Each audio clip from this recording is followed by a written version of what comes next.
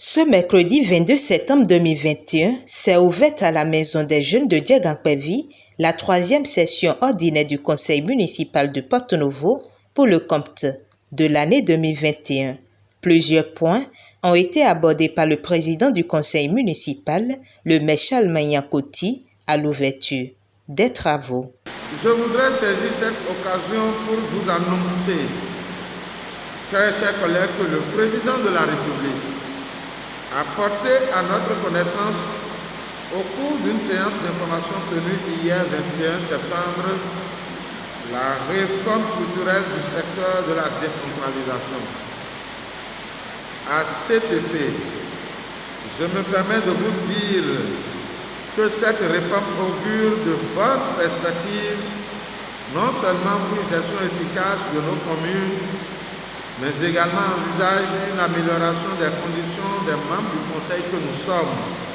Nos remerciements vont également à l'endroit des têtes couronnées, dignitaires, autorités religieuses, représentants des organisations de la société civile, éléments de la police républicaine et tous les responsables à divers niveaux de l'administration déconcentrée pour leur contribution au développement, à la paix et à la tranquillité publique.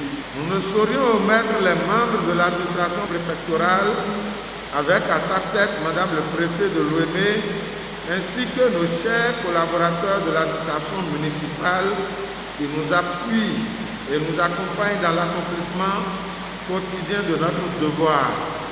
Distingués conseillers municipaux de la ville de Porto-Novo, concitoyennes et concitoyens, le 3e trimestre de l'année 2021 a été marqué par l'accomplissement de plusieurs activités, parmi lesquelles il faut retenir la poursuite des réformes sur les gares routières, les travaux de construction et d'équipement d'écoles et de centres de santé, le renforcement de la sécurité, les actions à l'endroit des jeunes et des artisans, la reddition des comptes, la finalisation de notre plan de développement municipal et les travaux préparatoires à la reprise de la construction de l'hôtel de ville de Porto-Novo.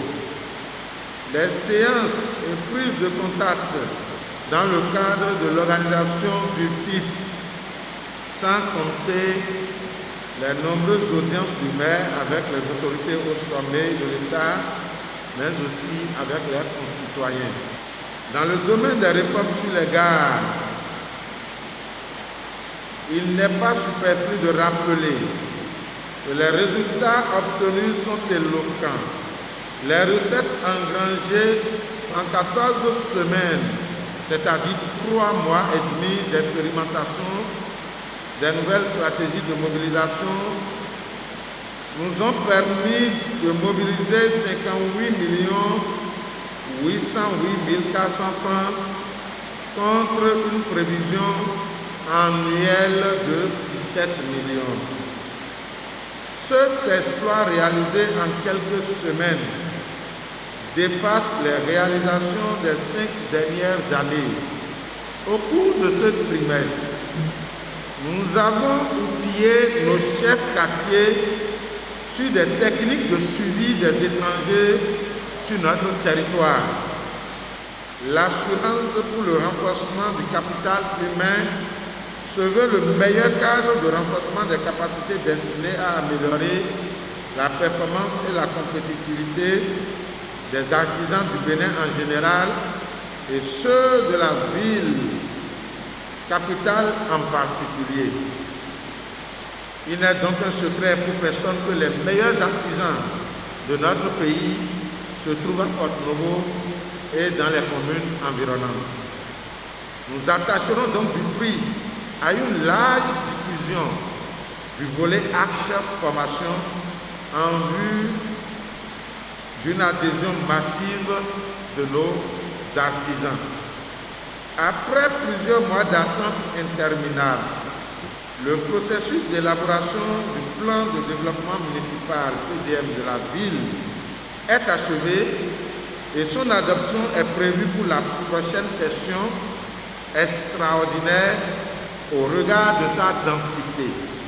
Aussi, voudrais-je vous tenir informé que grâce à l'appui de l'AFD et du FEFEM, le projet Porte-Nouveau Ville Verte a permis d'élaborer le plan de développement urbain durable de la ville.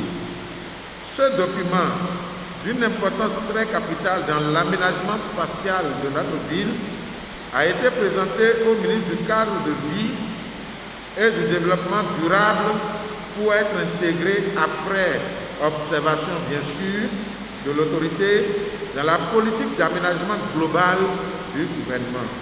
La libération des espaces publics aux abords de nos voies, surtout celles nouvellement faites, est certes difficile, mais nécessaire pour non seulement la sécurité des biens et des personnes, mais aussi pour la propreté et la beauté de notre cadre de vie.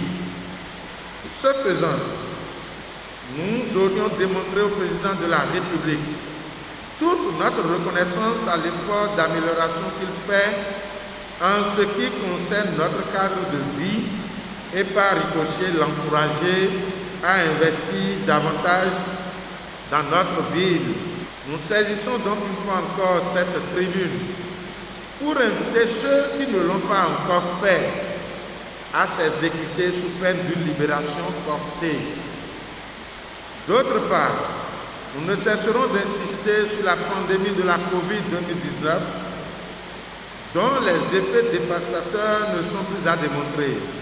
Le mal est dans la cité et grandit de jour en jour parce que malheureusement, une partie de la population hésite encore à se faire vacciner sous l'influence de la désinformation. C'est fort de tout ce qui précède que nous avons lancé la campagne de vaccination au niveau des élus et les membres du personnel de l'administration municipale.